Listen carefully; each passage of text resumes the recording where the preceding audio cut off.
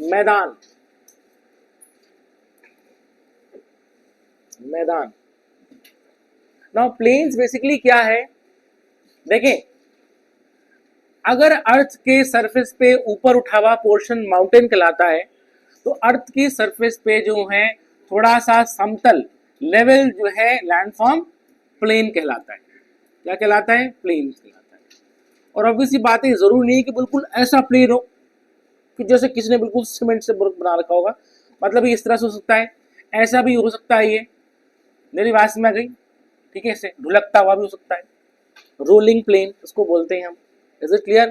ठीक है ना, ये चीज है, तो ऐसा पॉसिबल है। ठीक, तो प्लेन क्या है? अर्थ के सरफेस पे जो लो लैंड्स हैं उनको हम प्लेन कहते हैं। Is it clear? मैदान लिखेंगे इस पे। A plain is an area of low land, a plain is an area of low land either level or undulating, either level or undulating, undulating,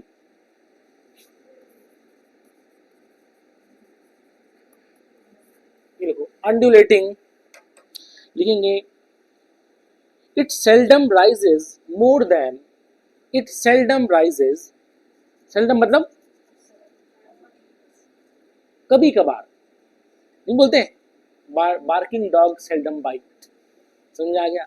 जब कुत्ते भौंकते हैं तो वो कभी कभार ही काटते हैं, तो कभी कभार सेल्डम लिखेंगे। It seldom rises more than few hundred feet, more than few hundred feet, it seldom rises more than few hundred feet. समझ आ गया? ये चीज है। अब लिखेंगे इस पे हिंदी में, लिखेंगे धरती की सतह पर समतल भूमि, धरती की सतह पर समतल भूमि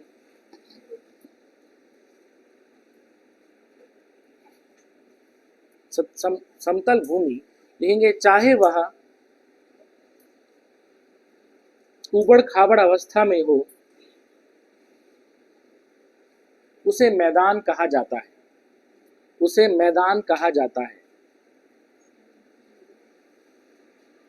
उसकी ऊंचाई कुछ 100 फीट से अधिक, उसकी ऊंचाई कुछ 100 फीट से अधिक नहीं होती है। समझ में आ गया? ठीक, 100 फीट, कुछ 100 फीट से अधिक नहीं होती। समझ में आ गया? ठीक है, अगर होगी भी तो कभी कभार ऐसा होता है। ठीक है, ये अब लिखेंगे हम टाइप्स ऑफ प्लेन्स, मैदानों के प्रकार। तो first structural plains, structural plains, ठीक है ना, संरचनात्मक मैदान। समझ में आ गया? जिनका स्ट्रक्चर ही प्लेन है। मेरी बात में आई? मतलब जो पहले से ही वर्ल्ड के डिप्रेस्ड एरियाज हैं, मतलब जहां पर पहले जो मतलब बने नहीं है, जो ऑलरेडी नेचुरली है। समझ में आ गया? तो जिनका स्ट्रक्चर ही डिप्रेस्ड है, समझ में आ गया, वर्ल्ड के, तो उनको हम बोलेंगे स्ट्रक्चरल प्लेन्स। समझ में आ गया? देखो एक तो बन गए हैं, है ना, ठीक है ना, ये तो ये नहीं है जो ये नेचुरली पहले से ही प्लेन थी। कुछ समझ आ रहा है? नहीं, नेचुरली मतलब कैसे, वो हम देखते हैं कि अब जैसे अब किसी के बारे में देखेंगे कि जैसे गंगा प्लेन है, उत्तर भारत का मैदान है, वो था नहीं। मेरी बात समझ आई? उसको नदियों ने बनाया। Is it clear? तो वो बनाया गया। समझ में आ गया? ठीक है, फिर जैसे एक और प्लेन हम पढ़ेंगे, इरोजनल प्लेन। तो मतलब जो है वो प्लेन था नहीं, लेकिन जो है नदी जो हवा ने उसको समतल बना दिया। समझ आ गया? तो उसको हम बोलते हैं इरोजनल प्लेन। और ये क्या है? ये पहले से ही प्राकृतिक रूप से जो है लोलैंड्स, तो इनको हम बोलेंगे स्ट्रक्चरल प्लेन्स। समझा सिमरन? ठीक है, तो जिनका स्ट्रक्चर पहले से ही प्लेन है उसको हम बोलेंगे स्ट्रक्चरल प्लेन्स। तो लिखो, फिर लिखेंगे these are the structurally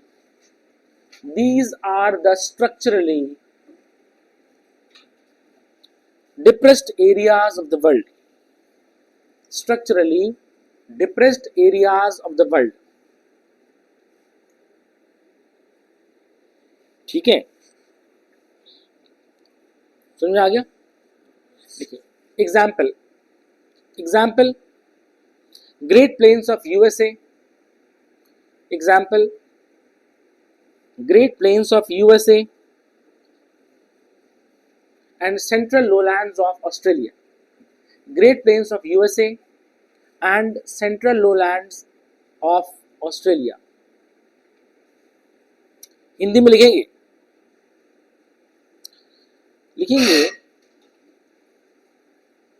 यह संरचनात्मक रूप से विश्व के समतल स्थल हैं।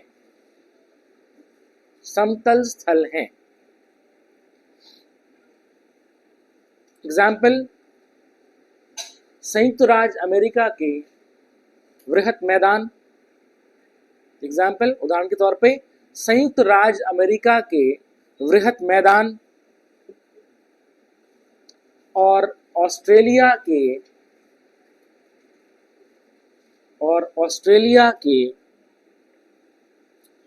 केंद्रीय मैदान। ठीक है, तो ये हो गया हमारा स्ट्रक्चरल प्लेन्स। समझ में आ रहा है? Second type of plain note कर लेंगे हम। दूसरा है डिपोजिशनल प्लेन।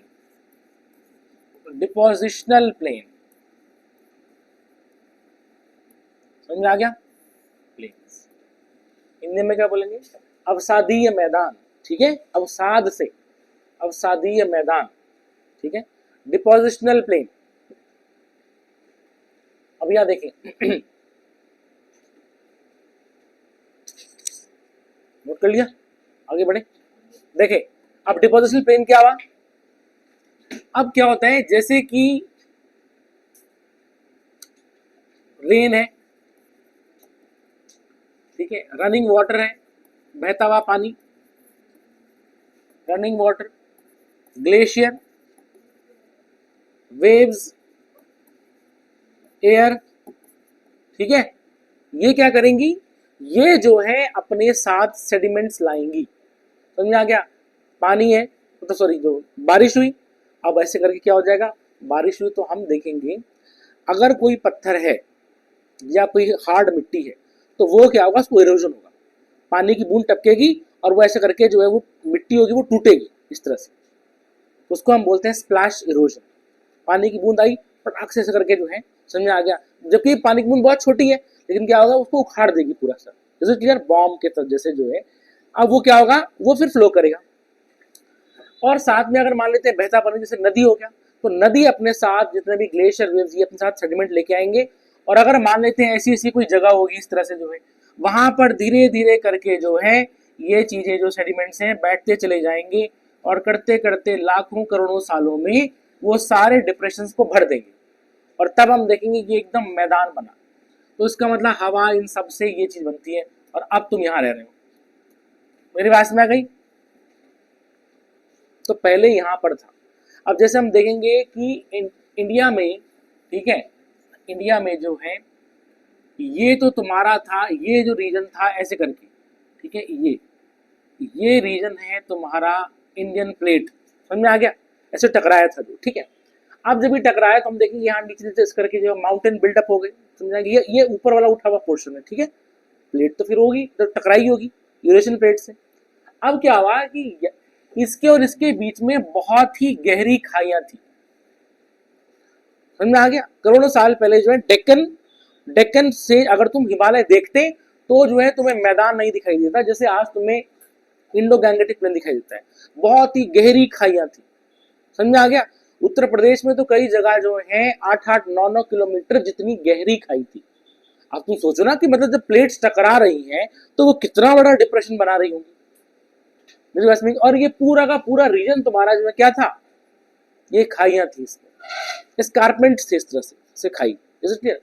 अब क्या हुआ कि जो है गंगा यमुना जो जितनी भी ट्रिब्यूटरीज हैं, तो उन्होंने जो है लाखों सालों से धीरे धीरे करते करते वो सारा का सारा जो है वो रीजन भर दिया विद द सेडिमेंट्स, और हम देखते हैं कि प्लेन एरिया बन गया। ये मतलब तुम्हारा अब यहाँ से तुम्हारा जो है इंडस उसकी ट्रिब्यूटरी है जितने भी है, या गंगा उसकी ट्रिब्यूटरी, ब्रह्मपुत्र उसने, ये पूरा रीजन जो है that is your Indo Gangetic and your Brahmaputra plane.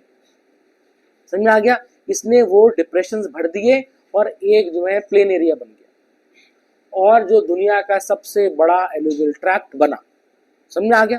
ठीक है, प्लेन बन गया था तुम्हारा, एलुवियल का जो मैदान बना। तो यहाँ पर हम देखेंगे ये हो गया डिपोजिशनल प्लेन। समझ में आ गया? अच्छा, ग्लेशियर भी बना सकता है plain, is it clear? Glacier जैसे ग्लेशियर हो गया, ग्लेशियर जो है बहुत भारी होता है, अपने साथ मिट्टी लाता है, मलबा लाता है, बड़े बड़े पत्थर लाता है। उसने क्या किया, हर बार आ रहा है अपने साथ मलबा लेके आ रहा है, करते करते करते उसने डिपॉजिट करता गया, क्योंकि इसमें क्या होता है बड़े बड़े जो है बोल्डर्स से, समझ आ गया, फाइन क्ले भी होती है, और उसने क्या कर दिया, सारा का सारा वो जो डिप्रेशन रहा होगा उसको भर दिया, तो वो बन गया मैदान। मेरी बात समझ गई? इसको हम बोलेंगे ग्लेशियल टिल या टिल प्लेन भी बोल देते हैं। जो ग्लेशियर बनाता है उसको हम बोलते हैं टिल प्लेन। मेरी बात तुमको समझ में आ गई? ठीक है। फिर कभी कभार क्या होता है कि जो है जैसे कि एरिड रीजन में, ठीक है, एरिड रीजन में वहां पर जो है ऑब्वियसली बात है वहां पर पानी कम होता है, तो एरिड रीजन में या सेमी एरिड रीजन में, ठीक है, शुष्क और अर्ध शुष्क, सेमी एरिड रीजन में क्या होता है, हवा जो है सबसे इंपॉर्टेंट फैक्टर होती है, वो उड़ेगी तो ऐसे करते करते क्या हो जाएगा, डिप्रेशन को वो भर देगी और हम देखेंगे एक प्लेन बन जाएगा। मेरी बात तुमको समझ आ गई? ठीक है, ये चीज है। तो इस तरह से जो है आपका मैदान बनता है। तो जैसे तुम, ये क्या नाम था तुम्हारा, ठीक है ना, तो जैसे तुम बोल रहे थे सर स्ट्रक्चरली मतलब नेचुरली, जैसे तुम पूछ रही थी, तो बेसिकली ये था नहीं लेकिन बनाया गया है।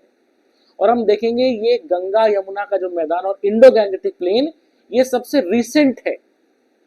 मेरी बात तुमको समझ आ रही है? हिमालय के बनने के बाद ये बना।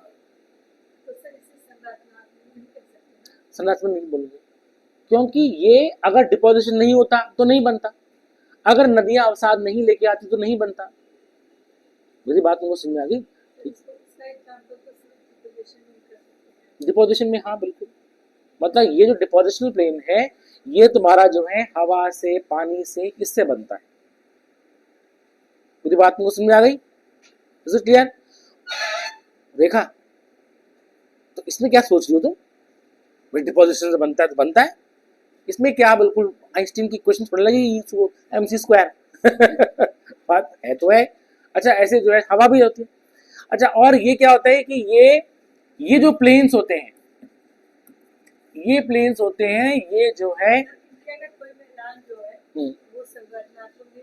किनके, इंडिया का? इंडिया का नहीं,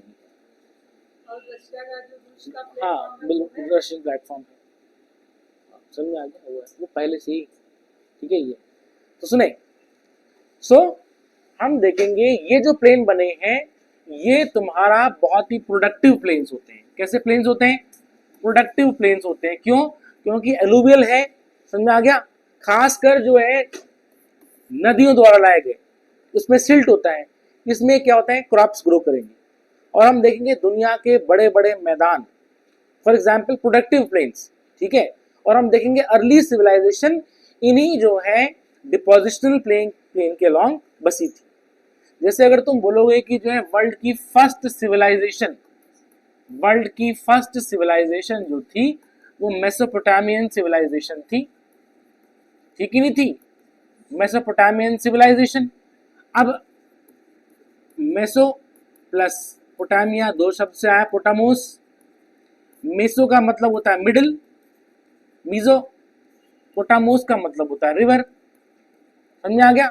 तो नदी के बीच में, नदी के बीच में मतलब दो नदियों के बीच में, मतलब इसके अगल बगल इसके अगल बगल क्या होगा, जो नदियां आएंगी तो वो अपने साथ सेडिमेंट लेके आएंगी और ये अगल बगल सेडिमेंट बिठाएंगी, और सिमिलरली दूसरी नदी है ये भी जो ऐसे बिठाएगी। तो हम देखेंगे ऐसा ये प्लेन बन जाएगा, प्रोडक्टिव प्लेन। समझ आ गया? टिग्रिस यूफ्रेटिस, समझ आ गया? इराक की सिविलाइजेशन, समझ आ गया? टिग्रिस और यूफ्रेटिस, दजला फरात बोलते हैं ना हिंदी में उसको, ठीक है ना, तो उसने कितना प्रोडक्टिव प्लेन बनाया कि वर्ल्ड की पहली सिविलाइजेशन इराक वहां डेवलप हुई और वहां खेती की गई। गेहूं जितना भी है, एग्रीकल्चर सबसे पहले उसी जगह पे, उसी रीजन के आसपास प्रैक्टिस किया गया वर्ल्ड में। मेरी बात मुझे समझ आ रही है? ठीक है, तो हम बोलेंगे फर्स्ट सिविलाइजेशन जो डेवलप हुई उसी डिपोजिशनल प्लेन जो कि टिग्रिस और यूफ्रेटिस ने किया था। तो मेसोपोटामिया दो नदियों के बीच में, टिग्रिस यूफ्रेटिस। मेरी बात समझ आ गई?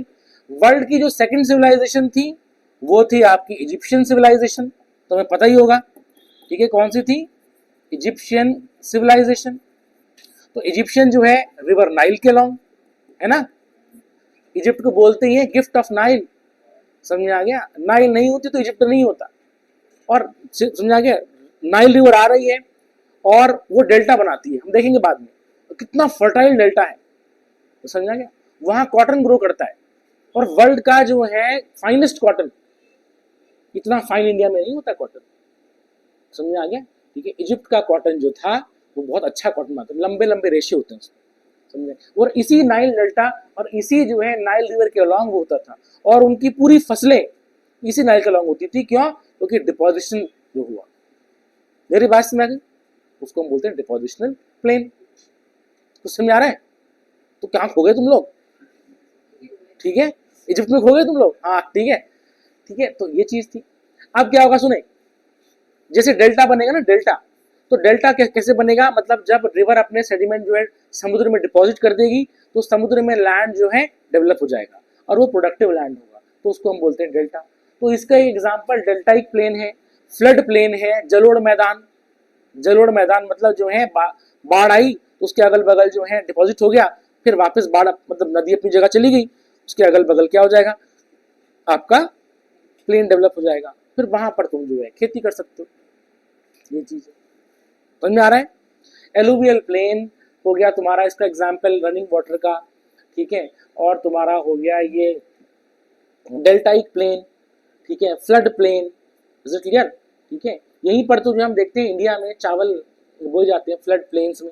ठीक है ना, या फिर हम देखते हैं वो उसमें डेल्टाइक प्लेन्स में, सुंदरबन डेल्टा, समझ आ गया, वहां पर चावल बोए जाते हैं, धान बोए जाता है। Is it clear? तो सिविलाइजेशन ध्यान देना इसी के अलॉन्ग डेवलप होगी। और वर्ल्ड की तीसरी सिविलाइजेशन जो है इंडस वैली सिविलाइजेशन, क्योंकि तुम हिस्ट्री के विद्वान, तुम्हें पता है कि इंडस और उसकी ट्रिब्यूटरी के अलॉन्ग जो है जो सिविलाइजेशन बसी है ना। ठीक है, तो वो फर्टाइल है। फिर वर्ल्ड की फोर्थ सिविलाइजेशन चाइनीज, हुआंगहो नदी। समझ आ गया? हुआंगहो नदी के अराउंड बसी। ठीक है ना, तो हम देखते हैं। ठीक है, तो नदियों के लॉन्ग ही बस रही है। क्यों? क्योंकि नदी जो है सेडिमेंट्स लेके आ रही है, अवसाद लेके आती है और वो डिपॉजिट करती जाती है जो कि फर्टाइल होता है। Is it clear? हवा भी ये काम करती है, समझ आ गया? आइस भी ये काम करती है। ठीक, हाँ, लेकिन ये होगा जैसे आइस में बड़े बड़े कंकड़ पत्थर होंगे, जैसे आइस लाएगी बड़े बड़े कंकड़ पत्थर, धीरे धीरे वो बड़े बड़े कंकड़ पत्थर वो भी धीरे धीरे छोटे छोटे टूट जाएंगे। समझा? समय के साथ साथ उनकी वेदरिंग होगी, करते करते करते उनकी मिट्टी बन जाएगी। तो कहीं तो तुम उबड़ खाबड़ वाला मैदान देखोगे, अंडुलेटिंग जो मैंने बताया था तुम्हें, और कहीं जो है तुम देखोगे फाइन सेडिमेंट वाला, मतलब जो बर्फ जो लेके आई है, क्योंकि वो फाइन क्ले भी लेके आती है। मेरी बात समझेगी तो वो भी हम देख सकते हैं। इतनी मेरी बात में आई तो उसमें लिखे डिपोजिशन। सुनो, डिपोजिशनल प्लेन बहुत इंपॉर्टेंट है। अच्छा, और सुनो, हम ये कह सकते हैं कि क्यों इंडिया, चाइना, यहां पर ज्यादा जनसंख्या पाई जाती है। समझ आ गया? पॉपुलेशन के पॉइंट ऑफ व्यू से भी इसलिए क्योंकि ध्यान देना, जितना बड़ा एलुवियल प्लेन होगा, जितना बड़ा एलुवियल ट्रैक्ट होगा, उतनी खेती की जाएगी, और जितनी खेती की जाएगी उतने लोग बसेंगे, क्योंकि पहले तो खेती होती थी ना लोगों के पास। समझ आ गया? तो क्या होगा कि ज्यादा से ज्यादा लोग वहां बसेंगे, तो तभी हम बोलते हैं कि इंडिया में जनसंख्या ज्यादा है, चाइना में ज्यादा है। समझ आ गया? क्योंकि जो हुआंग जब फ्लो कर रही है अपने साथ, वो हम देखेंगे बाद में, लोइस लेके आती है, और लोइस एक बहुत फाइन लोम होता है, लोमी सॉइल होती है, इतना अच्छा डिपॉजिट करती है कि उसने जो है, चाइना का पूरा एरिया वो फर्टाइल नहीं है, कुछ पहाड़ है, कुछ डेजर्ट है। समझ आ गया? लेकिन जो थोड़ा सा एरिया है वो जो है हुआंग हो उसके जो ट्रिब्यूटरीज में डेवलप किया है, और सबसे ज़्यादा हाईएस्ट हम देखते हैं क्या, पॉपुलेटेड रीजन वो बनाता है। तो इसलिए ध्यान देना कि पॉपुलेशन बढ़ने का कारण, या मतलब जो है पॉपुलेशन कहीं ज़्यादा है, उसका मेन वजह क्या है कि कितना प्रोडक्टिव है। अब सुनो, अब जैसे मिडिल ईस्ट है, मिडिल ईस्ट में रेगिस्तान है, तो वहाँ ऑब्वियसली बात है, वहाँ क्या बोगे तुम, और इसलिए तुम देखोगे वहाँ पर जो है बहुत कम जनसंख्या है। मेरी बात में आ गई। तो ये होना चाहिए कि सॉइल कितनी फर्टाइल है। Is it clear? अब इंडिया में तो जो है, इंडिया में तो हमेशा से ही जनसंख्या ज्यादा रही, आज की बात नहीं है वो, पहले से ही हम देखते हैं। Is it clear? जैसे कि हम पढ़ते हैं कि इंडस सिविलाइजेशन में मोहेंजोदड़ो पढ़ते हैं, उसमें माना जाता है कि उस सिटी में उस समय 50 से 70 हजार लोग रहते थे, और ये एक सिटी थी, अप्रोक्सीमेशन है एक सिटी। और ऐसे इन द सिटीज कम से कम 2500-2600 सिटीज पाई गई जो साइट्स है। अब तुम लगा लो, ना हो 70,000, 25,000 भी है, फिर भी तुम देखोगे सिर्फ इंडिया के इतनी सी जगह में ही, जितनी, ठीक है ना, वही तुम्हारा लाखों लोगों ने। और हम कब की बात कर रहे हैं, बिफोर क्राइस्ट की बात कर रहे हैं हम। मेरी बात समझ आ गई? क्यों? क्योंकि फर्टाइल प्लेन है। तो पंजाब का एरिया, तो पंजाब तो साडा पंजाब है ना, ठीक है, कितना प्रोडक्टिव रीजन है वो। Is it clear? तो फिर ये चीज होती है। फिर मेरी बात समझ आ गई? तो सुने, पॉपुलेशन डायरेक्टली लिंक्ड है किससे, फर्टिलिटी, मतलब सॉरी, जो कितना फर्टाइल है सॉइल, और कितना ज्यादा एलुवियल बड़ा ट्रैक्ट बना रहा है, उससे लिंक्ड है। मेरी बात समझ आ गई? अब यूएसए में ज्यादा पॉपुलेशन वहां पर है जहां पर प्लेन रीजन है और जहां पर खेती होती है। मेरी बात समझ आ गई? बाकी वहां पर रॉकीज में थोड़ी ना, वहां पे पहाड़ों में तो जनसंख्या कम है, क्योंकि पहाड़ों में इतनी खेती नहीं हो सकती, तो वहां पर जनसंख्या कम है। मेरी बात समझ आ गई? जहां प्लेन रीजन है, तुम्हारे कोस्टल रीजन के आसपास है, वहां पॉपुलेशन है। सिमिलरली कनाडा में भी तुम देखोगे, जहां पूरी बर्फ है वहां जनसंख्या नहीं है, जहां रॉकीज है वहां नहीं है। समझा गया? जो प्लेन रीजन है और समुद्र की तरफ है, जहां पर मतलब ठीक ठाक मौसम है, वहां पर है टोरंटो। मेरी बात समझ आ गई? बिल्कुल सही, सबसे ज्यादा जो है तो वो होता है। Is it clear?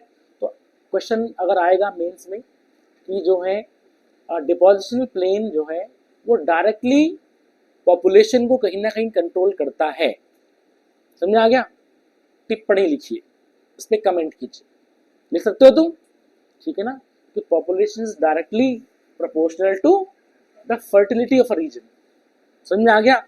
और फर्टिलिटी में हम देखेंगे कि एलुवियल सॉइल ज्यादा कहाँ है। अब उत्तर प्रदेश में क्यों है सबसे ज्यादा जनसंख्या, मुझे बताओ? क्योंकि ज्यादा बड़ा वो क्या है, प्लेन है। मेरी बात समझ गई? ठीक है कि नहीं है?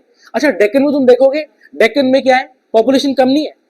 अगर तुम इंडिया से डेक्कन रीजन हटा दो, समझ में आ गया, या मतलब हम चलो चलो नॉर्थ हटा देते हैं, चलो नॉर्थ हटा देते हैं, तब तुम देखोगे इंडिया की जनसंख्या बहुत कम है। मेरी बात मुझे समझ आ रही है?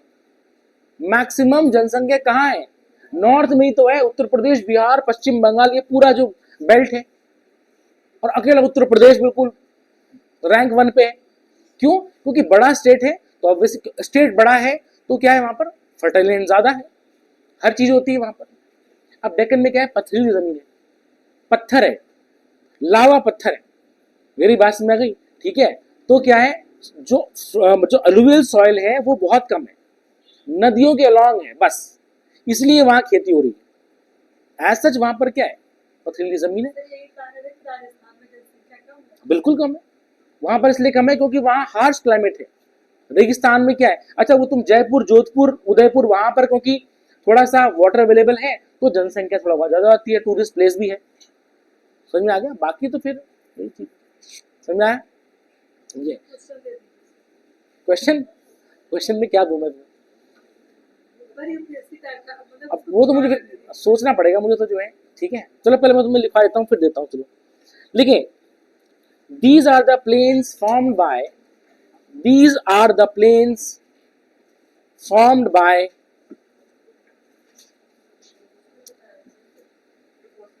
depositional plains, ठीक है।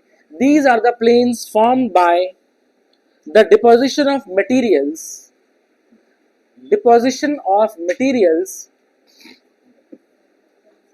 of materials brought by brought by various agents of transportation. अब सुने, ट्रांसपोर्टेशन के एजेंट्स, इरोजन के एजेंट्स वही हैं, समझ आ गया, पानी हवा जो भी, ठीक है, लिखेंगे इसमें, ठीक, हिंदी में लिखेंगे, इसमें लिखेंगे इन मैदानों का निर्माण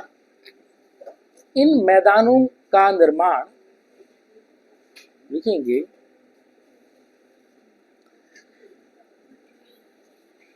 परिवहन के विभिन्न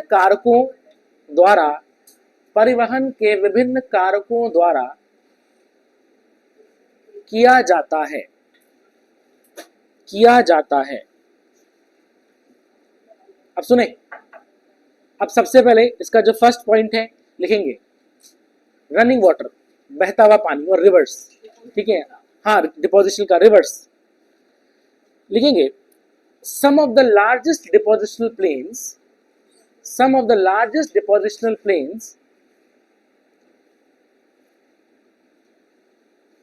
are located at the banks of the river,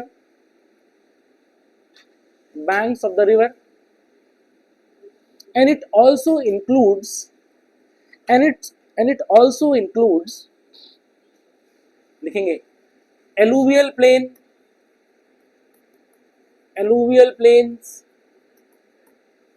flood plains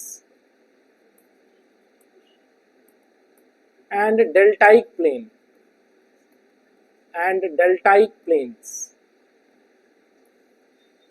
समझ आ गया? deltaic plains लिख दिया। some of the major civilization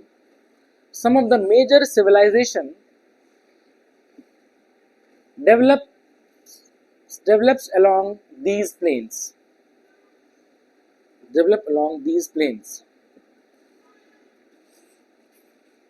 लिखेंगे along these plains, it includes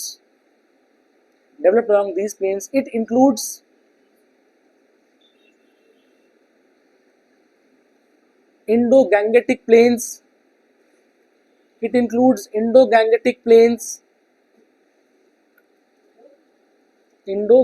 plains, Nile River plains, etc. These are the most productive regions of the world.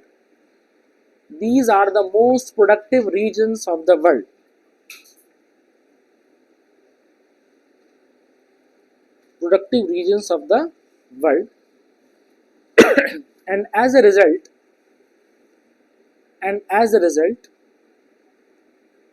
these plains are heavily populated.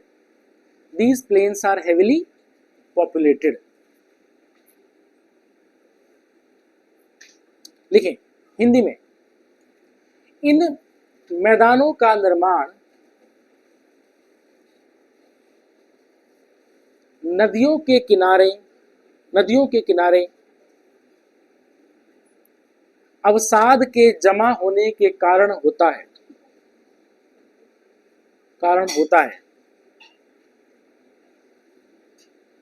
ठीक है, देखेंगे इसमें जलोढ़ मैदान, alluvial plane को क्या बोलते हैं? जलोढ़ी बोलते हैं ना। अच्छा हाँ, जलोढ़ मैदान। फ्लड प्लेन को क्या बोलेंगे? Flood plains. जरूर फ्लड प्लेन ही वैसे का एलुवियल प्लेन। हाँ, बाढ़ वाले मैदान लिखेंगे। बाढ़ वाले मैदान होता है ऐसा कुछ? नहीं, फ्लड प्लेन्स होता है ना। हिंदी में क्या बोलेंगे इसको? है, ठीक है, चलो ठीक है, लिखेंगे। और डेल्टाइक मैदान शामिल हैं, डेल्टा मैदान शामिल हैं। आगे मैंने क्या बोला था इंग्लिश में? हाँ, लिखेंगे विश्व की प्रमुख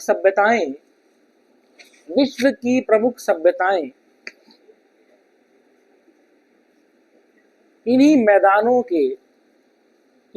मैदानों पे बसी हैं।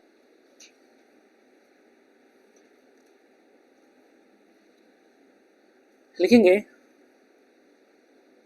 उत्पादकता की दृष्टि से यह मैदान अत्यंत समृद्ध होते हैं।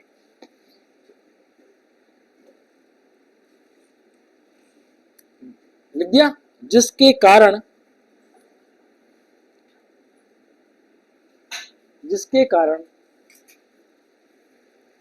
यहां अधिक जनसंख्या पाई जाती है।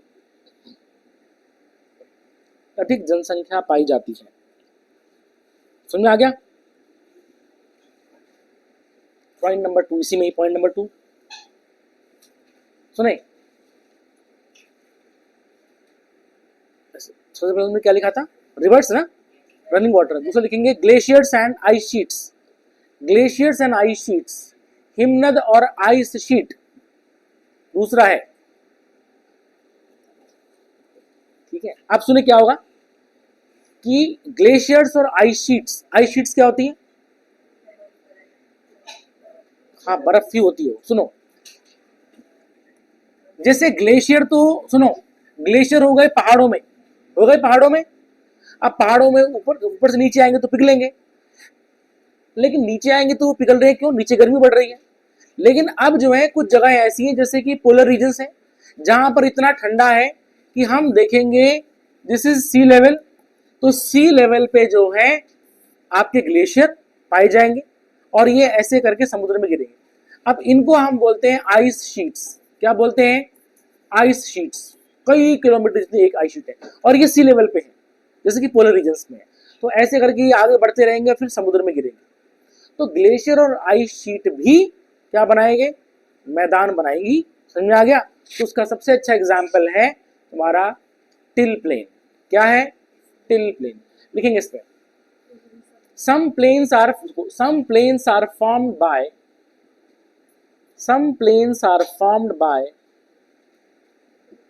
glaciers and ice sheets समझ में आ गया? लिखेंगे एग्जाम्पल इसमें क्या होंगे? एग्जाम्पल outwash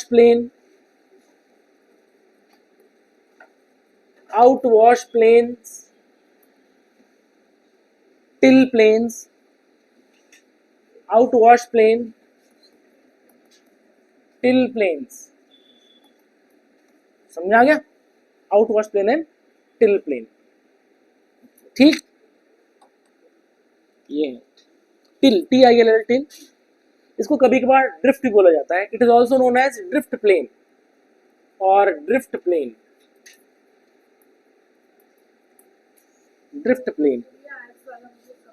आइस वाला मतलब ये है कि जब बर्फ होती है, ग्लेशियर चलता है, तो सुने ग्लेशियर बहुत ही भारी होता है, कई किलोमीटर और लाखों टन का।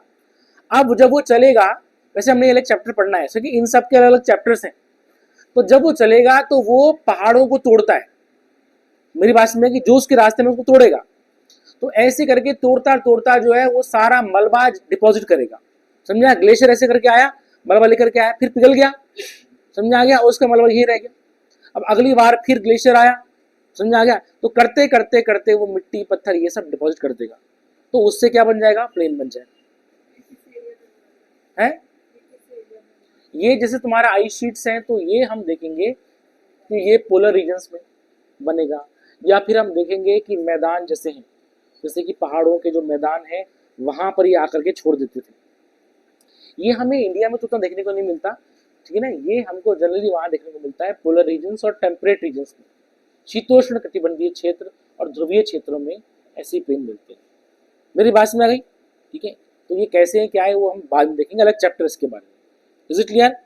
तो आउटवॉश प्लेन और टिल प्लेन समझ आ गया? लिखेंगे इसमें। अच्छा, अब तीसरा लिखेंगे। तीसरा, अच्छा हिंदी में लिखेंगे, इन मैदानों का निर्माण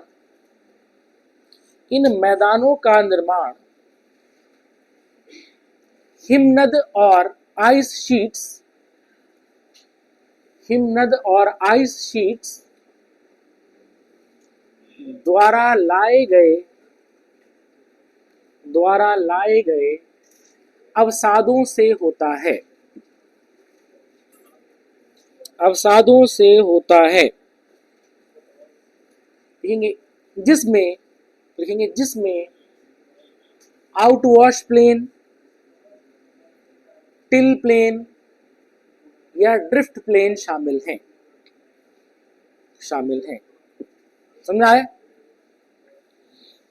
इज इट क्लियर सिमरन? ठीक है, तो ये था।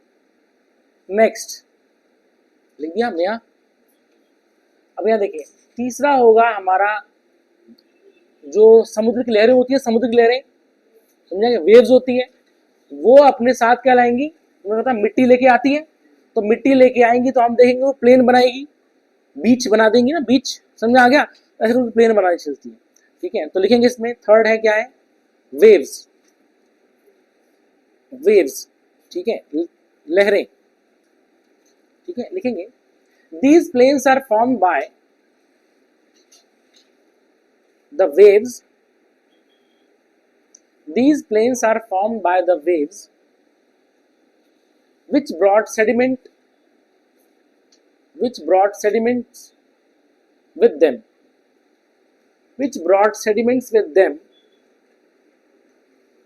and deposit it in the coastal regions,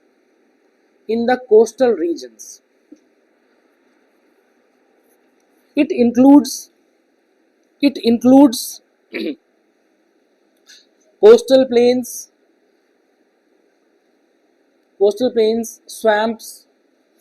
swamps, mud flats,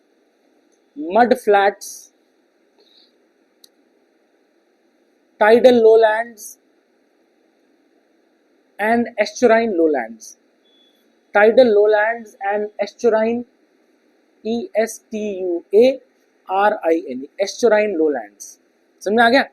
अच्छा, ये क्या होते हैं? ये हमारे पूरे अलग चैप्टर्स हैं। मेरी बात समझ आ गई? ठीक है, मतलब समुद्र की लहरें, हिंदी में लिखेंगे समुद्र की लहरें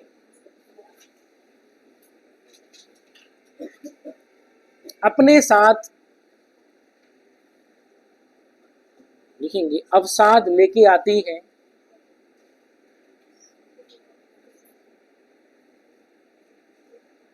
जो तटीय क्षेत्रों में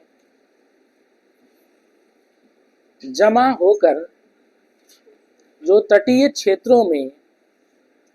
होकर तटवर्तीय मैदान, दलदल, मड फ्लैट्स, ज्वार भाटी समतल भूमि और एस्चुरी समतल भूमि का निर्माण करती है,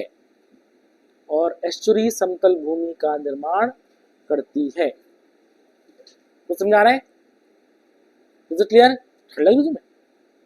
तभी एक ने जो है दो गुड़ रखा, मतलब अच्छी बात, ठंड लगनी चाहिए। Is it clear? Next type of, इसमें लिखेंगे, अब कौन सा टाइप हो गया? ये कौन सा पढ़ा था हमने? ये थर्ड था ना? अब लिखेंगे फोर्थ। अब हवा भी करेगी ऐसे, समझ आ गया? और हवा कहाँ करेगी मोस्टली? अभी बताया था, arid and semi arid regions में, शुष्क और अर्धशुष्क क्षेत्रों में हवा बहती है।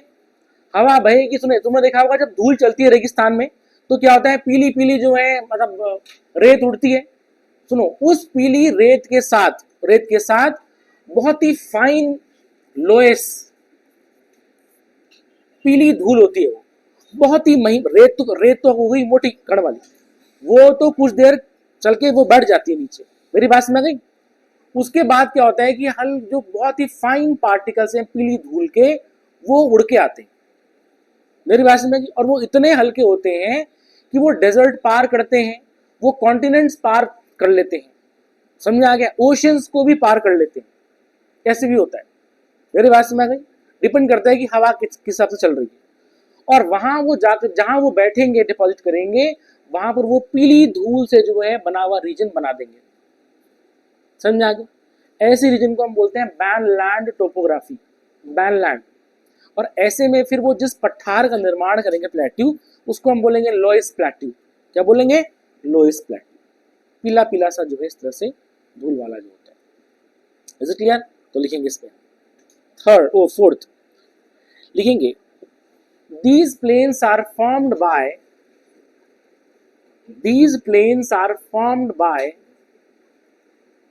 the wind. These planes are formed by the wind in the arid or semi-arid regions. In the arid or semi-arid regions. लिखेंगे, winds carries fine dust known as loess, LOESS. Fine dust known as loess with them from the deserts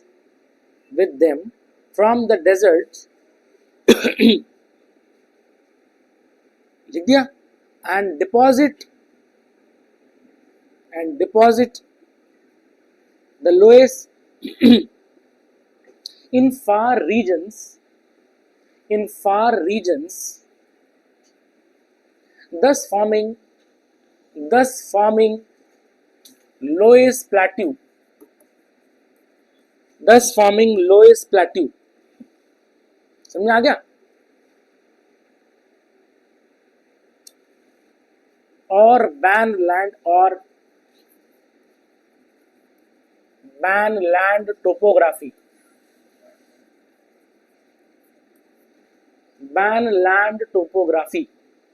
समझ आ गया? ठीक है, बैनलैंड topography बनाती है ये। Is it clear? ये चीज, दिस इज योर बैनलैंड टोपोग्राफी। ठीक है, हिंदी में लिखेंगे इन मैदानों का निर्माण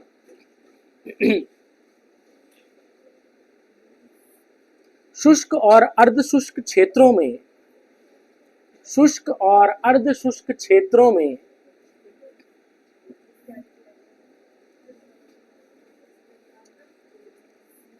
पवनों द्वारा लाई गई, बातें नहीं, पवनों द्वारा लाई गई महीन धूल के कण जिन्हें लोइस कहा जाता है, महीन धूल के कण जिन्हें लोइस कहा जाता है के द्वारा होता है। समझ में आ गया? लिखेंगे, लोइस दूरस्थ क्षेत्रों में, सुदूर क्षेत्रों में, इससे मेरी भी हिंदी अच्छी हो रही है, ठीक है ना, लोइस सुदूर क्षेत्रों में लिखेंगे निक्षेपित होकर लोइस पठार का निर्माण करती है, जिसे बैनलैंड स्थलाकृति भी कहा जाता है, मानसी समझ आ रहा है? ठीक है, इज इट क्लियर? तो ये था तुम्हारा डिपोजिशनल प्लेन। ठीक है, अब हम चलेंगे नेक्स्ट तरह का प्लेन। सुनिए, हमने पहला प्लेन कौन सा देखा? पहला स्ट्रक्चरल प्लेन्स, दूसरा डिपोजिशनल प्लेन, ठीक है ना, डिपोजिशनल प्लेन। और एग्जाम में तुम्हारे डिपोजिशनल प्लेन से ही पूछा जाएगा क्योंकि उसमें क्लासिफिकेशन ज्यादा है। समझ में आ गया? स्ट्रक्चरल प्लेन से नहीं पूछा जाता, वो तो पहले से ही प्लेन है। समझ में आ गया? सिंपल सी बात है। तो यहाँ पर हम देखेंगे तीसरे तरह का plain, that is erosional plain. ठीक है, अब इरोजन प्लेन कैसे बनेगा, इरोजन से बनेगा, ठीक है ना। तो थर्ड प्लेन लिखेंगे erosional plain, erosional plain Hindi में क्या बोलेंगे, अपर्दन, हाँ अपर्दनीय मैदान, अपर्दनीय मैदान। सुनो इसमें आप तुम्हें समझने की जरूरत नहीं है ना। अब अपर्दन कौन क्रिएट करेगा, इरोजन, हवा पानी जो भी है, समुद्री लहरें जो डिपॉजिट कर रही हैं वो इरोजन भी क्रिएट करेंगे, समझ में आ गया, ठीक है। ये तो लिखेंगे these planes are carved by, these planes are carved, C-A-R-V-E-D, carved मतलब what is carving, तराशना, समझ आ गया, ठीक है। वर्ड्स तुम्हारे बड़े अच्छे होने चाहिए हैं। these planes are carved by the agents of erosion, carved by the agents of erosion, full stop। लिखेंगे रेन, रिवर्स, आइस,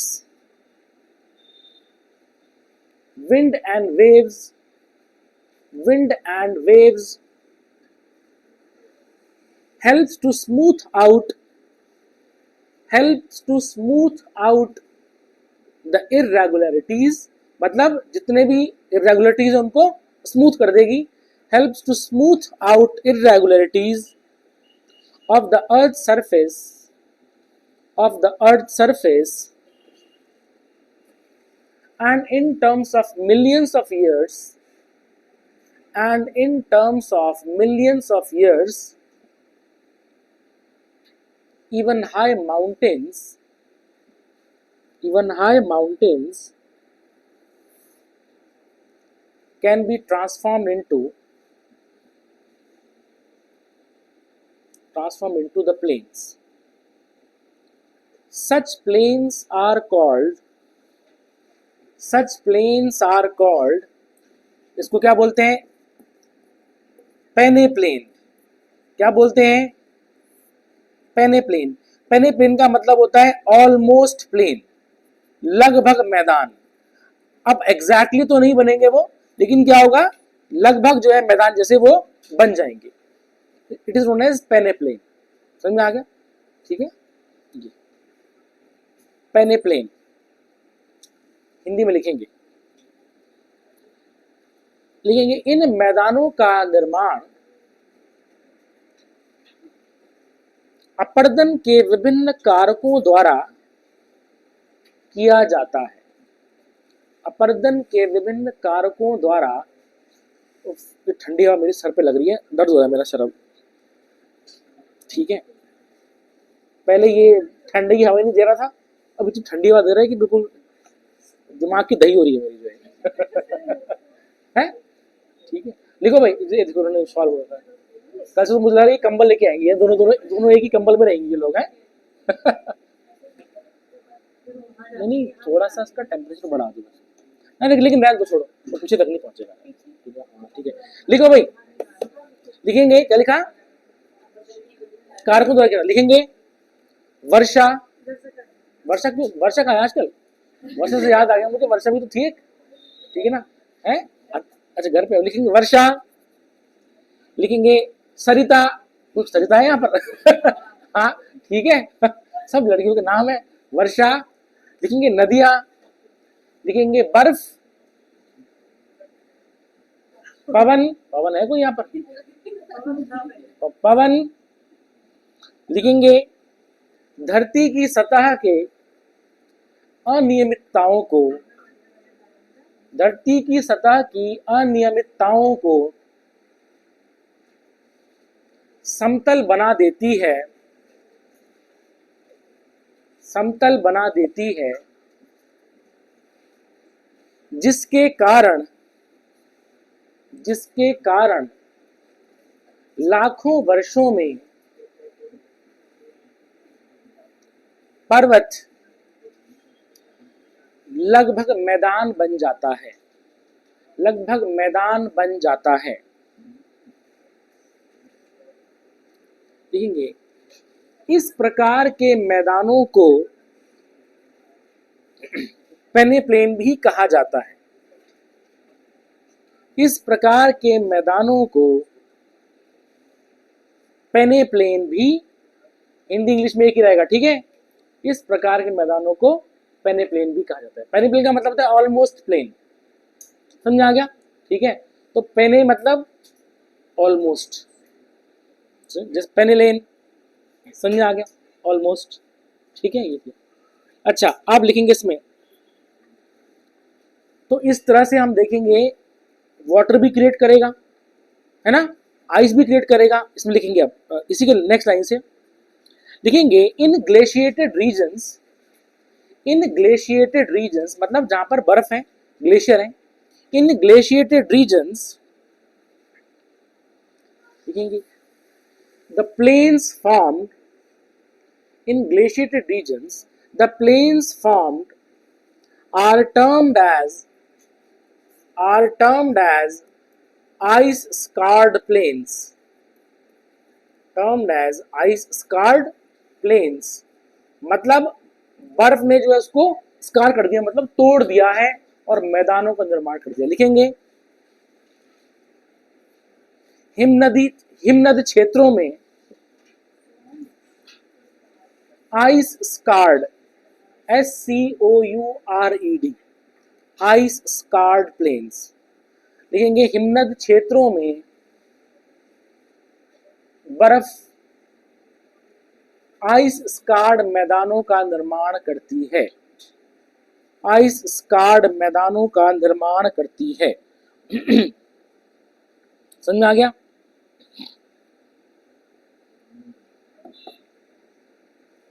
ठीक,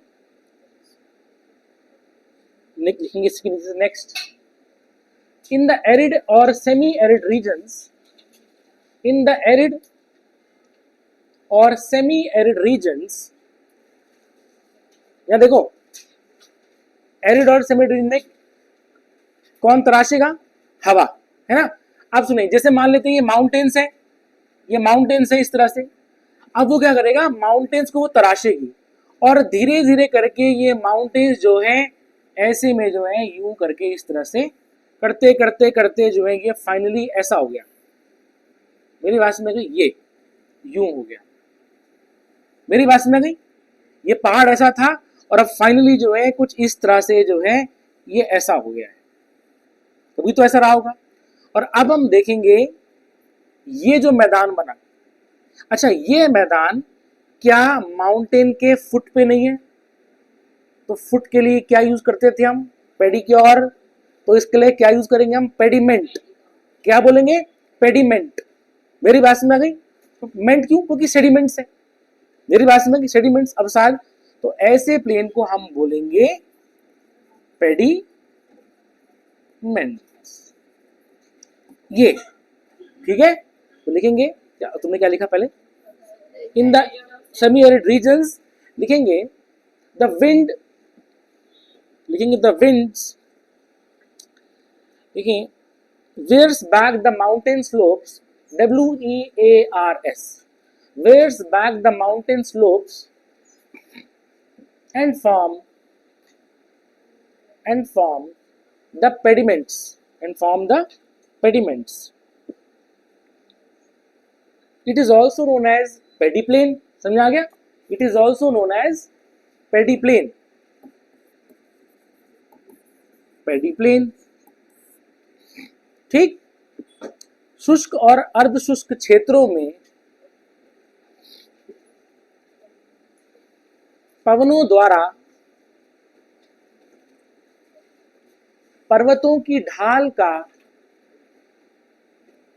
अपर्दन करके, क्या, पवनों द्वारा पर्वतों की ढाल का अपर्दन करके लिखेंगे जिस मैदान का निर्माण होता है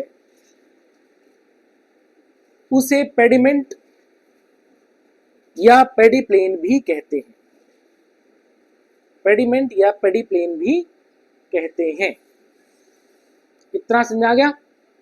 ठीक है, ये तो ये जो है हो गया कंप्लीट। समझ आ गया? ये चैप्टर हो गया complete. Is it clear? We have studied mountains, plateaus and plains, different types of mountains. ठीक है, भैया देखें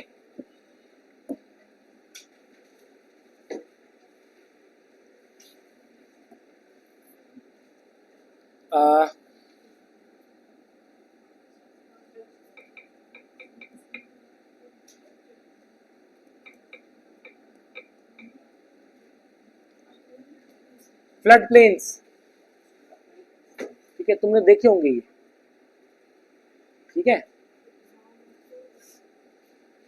ये दिख रहा है, ये नदी है, समझ में आ गया? अब ध्यान देना, ये नदी जो है, ये देखो, ये जो मैदान बना रखा है इसने अगल बगल बना रखा है, तो अब क्या है कि ये डिपोजिशन है। मेरी बात समझ गई? नदी मान लेते हैं कभी ऐसी रही होगी, और अब जो है उसको क्या होगा, उसको बोलते हैं ब्रिडेड स्ट्रीम, मतलब टूट चुकी है उस तरह से। और यहां पर तुम देख रहे हो, यहां पर मिट्टी बैठ रही नहीं बैठ रही है, ये मिट्टी बैठ रही है, और हम देखेंगे यहां पर मैदान बनता जा रहा है। उसी तरीके से ये वाला जो मैदान दिख रहे हो ना, ये भी ऐसे ही बना था। नदी के जो है मार्ग, मतलब उसका कोर्स एक जैसा नहीं रहता, कभी वो यहां से ऐसी आती रही होगी तो ये प्लेन बन गया, और तुम देख सकते हो ये दिख रहे हो इस तरह से, इसका मतलब नदी ऐसे करके काटती आ रही थी, धीरे धीरे नदी शिफ्ट हो रही है, और हम देखेंगे ये पूरा प्लेन बनता तुम्हारा जा रहा है। समझ में आ गया? मतलब ये जगह कभी फ्लडेड थी, और ऐसे हम देखेंगे जितने भी हैं मैदान ऐसे बनेंगे। अब नदी यहाँ शिफ्ट हो गई, अब यहाँ पर जो है अच्छी खेती होगी, यहाँ गांव बसेंगे, गांव के बाद यहाँ शहर बस जाएंगे। तो ये दिख रहा है आपको उनको? तो this is your flood plain.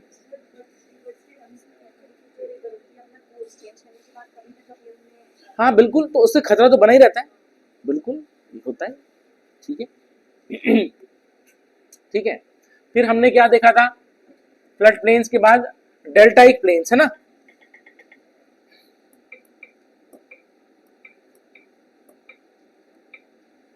Deltaic planes, delta के मैदान, जैसे सुंदरबन डेल्टा।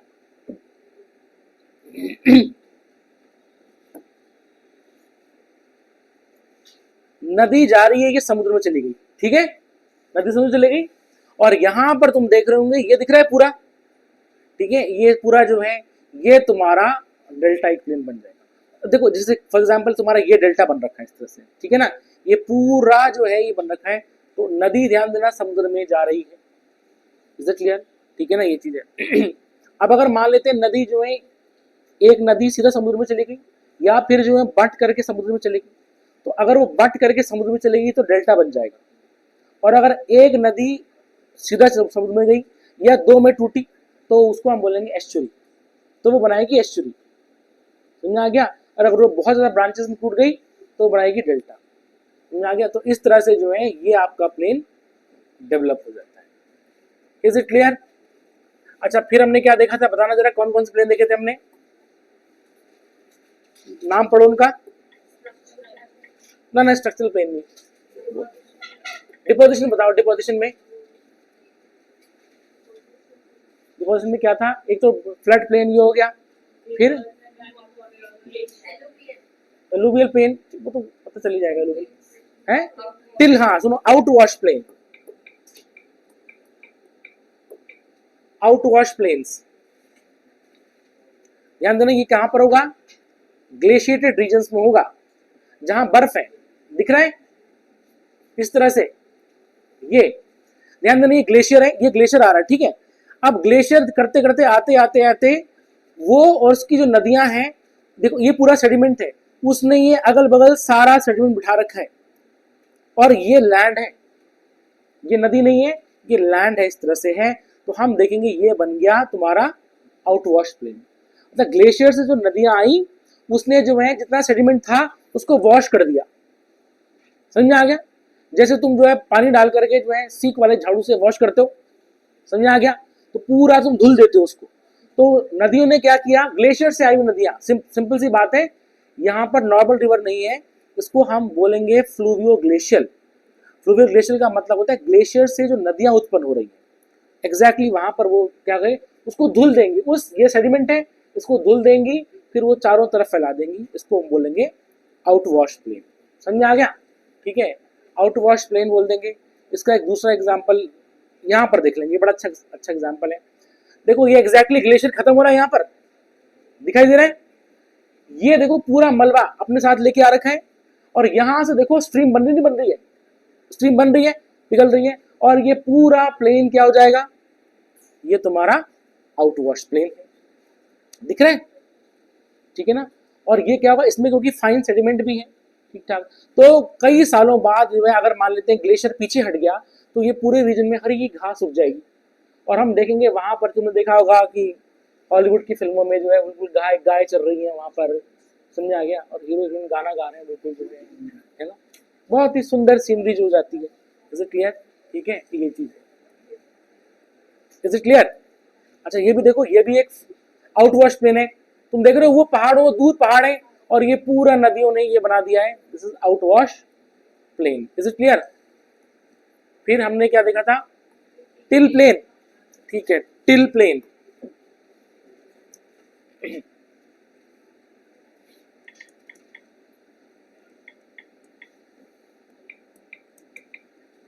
टिल प्लेन्स, ठीक है, ये देखो तुम, टिल प्लेन्स, ये दिख रहा है।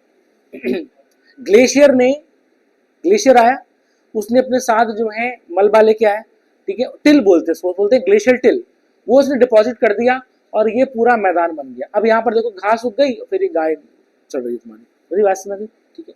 अब ये क्या होता है यहाँ, ठीक है, ठंडा रहता है, ठीक है, नमी रहती है, और ये तुम्हारी जो है हरी घास उगती है, और इस पे जो वो खाएगी, समझे, गाय खाएगी तो अच्छा दूध देगी उसको। मेरी बात समझ आ गई? ठीक है, ये चीज। तो this is your pastel land, इसको हम पास्टल लैंड बोलते हैं, चारागाह भूमि को हम बोल देते हैं, ठीक है ना, ये चीज, ठीक। तो चलो आज के लिए इतना ही, इसको हम कल, मतलब हाँ ये चैप्टर हो गया तुम्हारा कंप्लीट, और हम अब नेक्स्ट चैप्टर पे जाएंगे, ठीक है। नेक्स्ट चैप्टर होगा तुम्हारा